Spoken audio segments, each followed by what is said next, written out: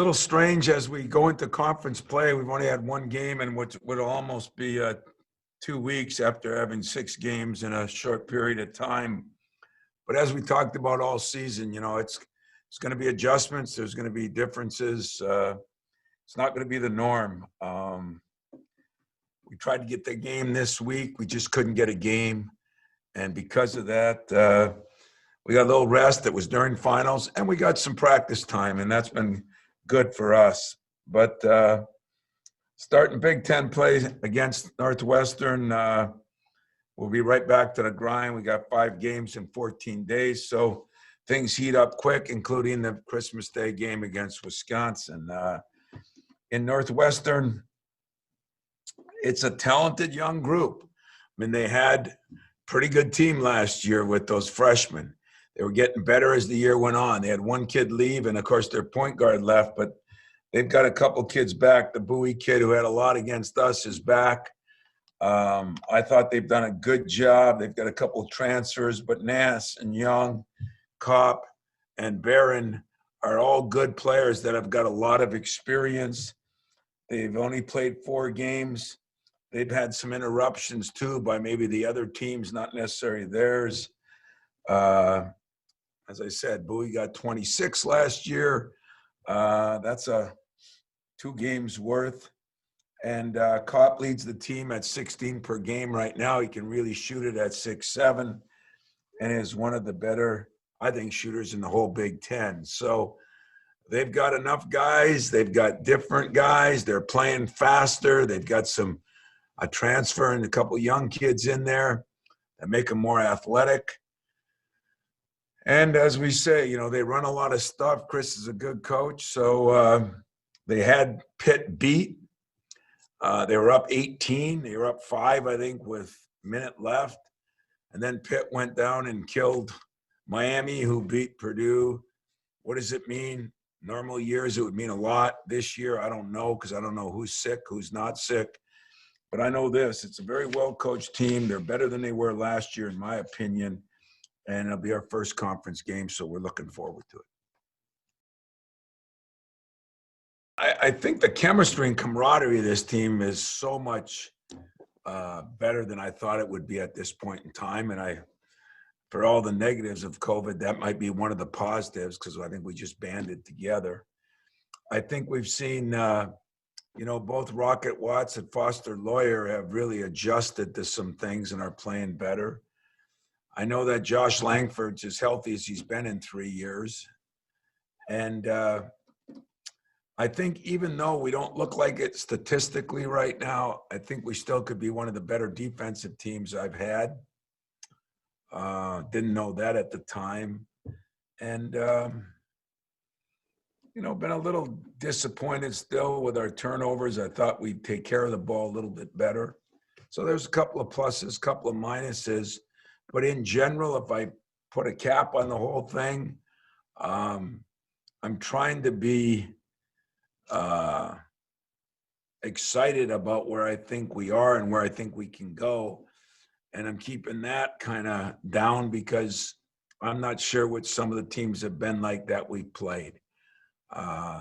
So I think we've made big progress. I think we're playing better. I think teams are shooting better against us than I thought they would, especially from the 3. And yet we played some very good guards.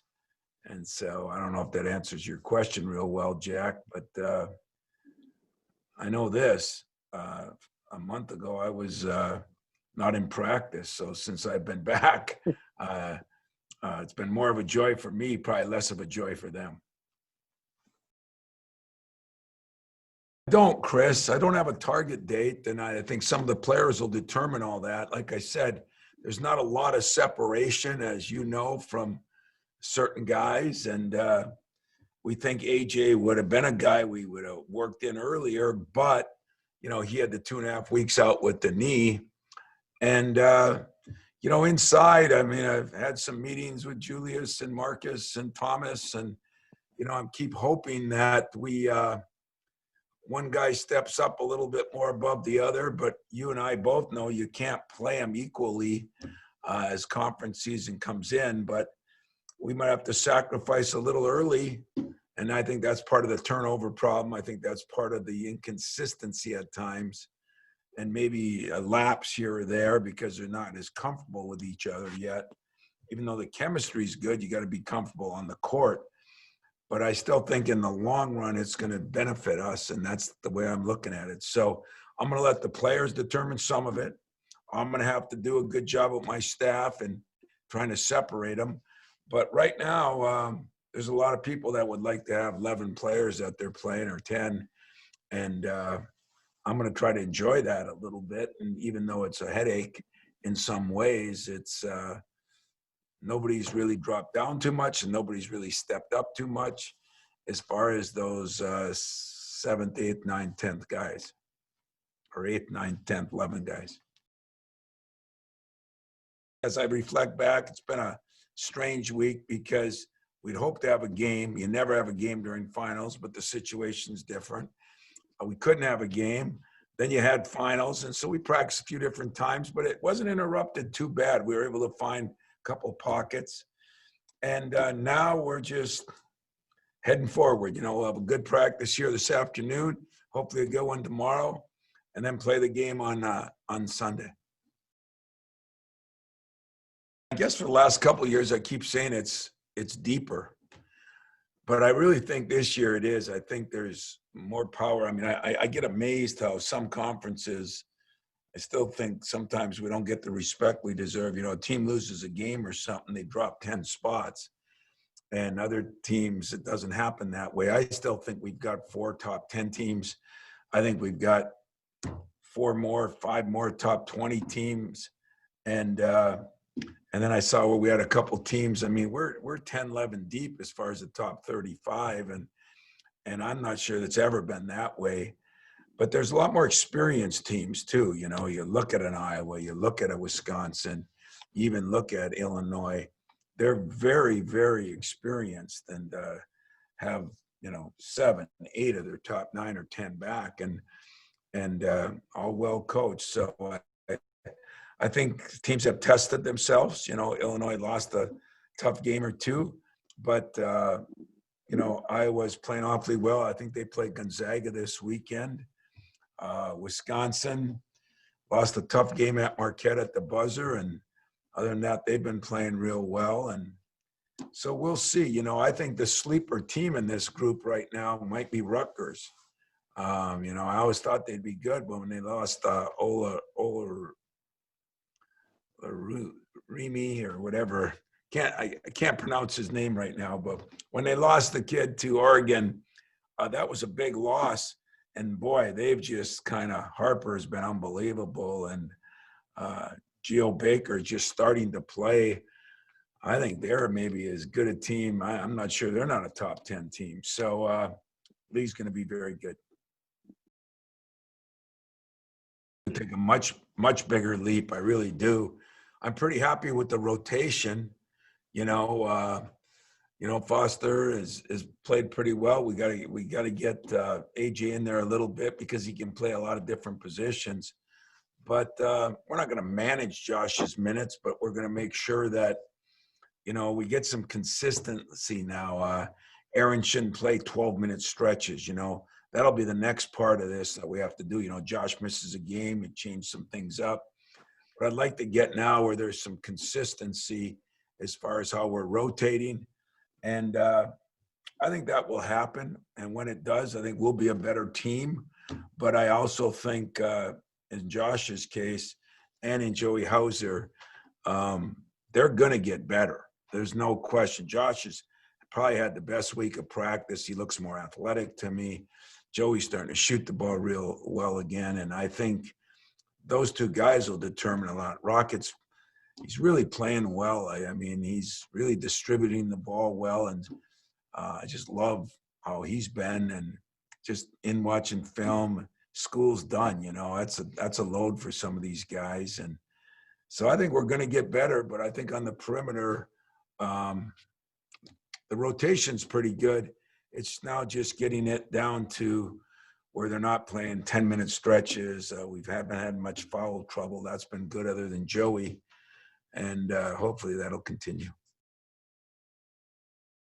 Always do. We're trying to give Marcus and Thomas, experienced guys some. But I told Julius in the last game, I walked down to the bench with 7 minutes left, and I was going to put him back in. And I said, listen, it's okay with you. I'm going to try to get Marty some minutes because we need to do that. And I actually apologized to him because he had been the one guy that started to separate himself. But Julius is a rock. I mean, he's a very intelligent kid.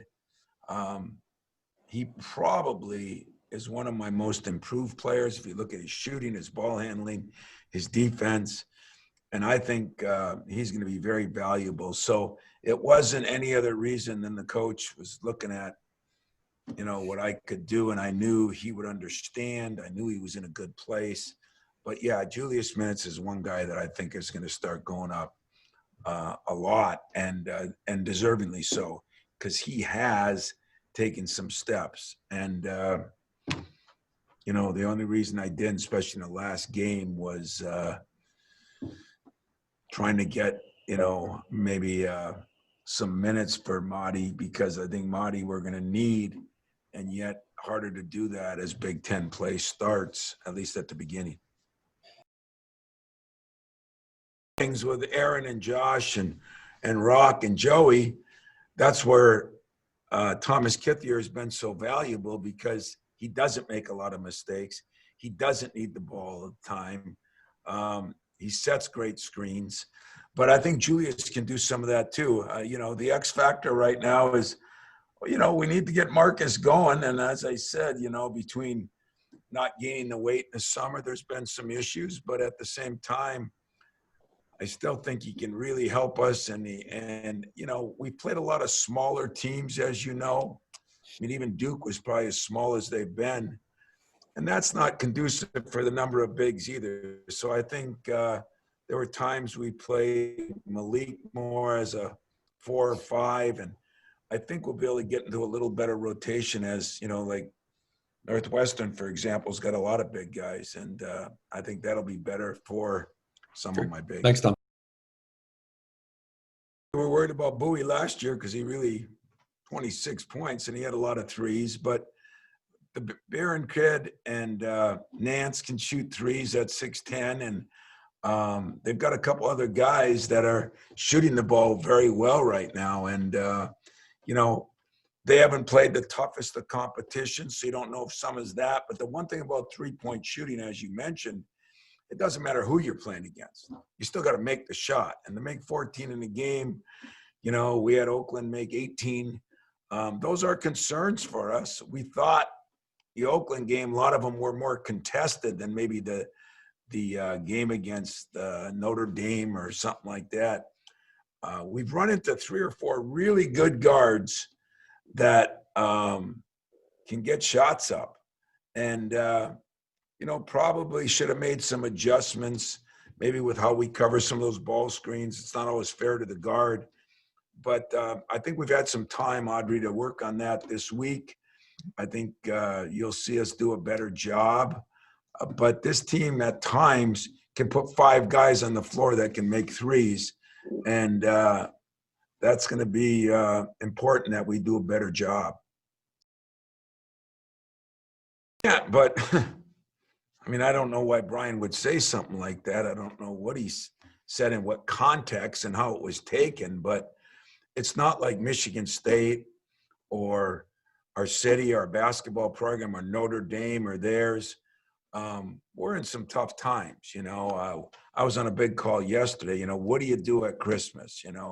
We know some of these football programs have had parents up at Thanksgiving and that created some problems. I mean, this is no fun for anybody. I would look at it like this, me personally, and again, I haven't talked to Brian, and I don't know in the context, because I don't trust you guys all the time, no insult intended. But I would always rather play. I mean, I don't think I can hold a school hostage, a program hostage, a team hostage. I think the best thing for my guys is to get to play. And I don't think we're in a position, any of us, to say we won't play if the parents can't come. I'd love to have the parents here. Seems a little crazy to me at times when you have a 80,000 seat arena. But those are rules far beyond me, far beyond our school and our program. And God, I hope they get to go to the Rose Bowl. I hope my second semester, my parents get to be here, but that doesn't register to me real well, because it's not like somebody's doing it on purpose. Everything that's trying to be done is in the best safety and interest of the players first, families second, hopefully our damn country. And that's the way I look at it. But I really, again, hard to comment, Jack, on something that I haven't seen or I haven't talked to them, because I think sometimes we have a tendency in the media, I know you guys wouldn't do this, but where you take one little part. And so I wouldn't boycott the NCAA tournament if the parents could be there. I'd do everything in my power to try to hope and pray and work so the parents could be there. But I don't know. You caught me off guard. No, and that could hurt us. But two reasons. You know, we had to give them a couple days off because of finals. And then we decided that let's work on some of the things that we think we haven't been as good at. Some things in ball screen defense, some with our zone offense, some things with our regular offense. And then we picked apart, you know, what do we think we're not doing well? Like one thing, we're rebounding pretty well stat-wise. We're not getting any rebounds on the rim. They're all on the floor. Hell, you can get them on the floor. You know, I need guys jumping over you, get them on the rim. So we looked at some things. We've had each assistant. We marked down some things. What do we got to get better at? And we've tried to still make the practices lively and a little bit fun. It's a grind, you know. You got the pandemic and you got finals. None of us have been through both. And all of us probably have been through finals. You know, I think looking at this illustrious group, I think all of you went through finals at one time or another.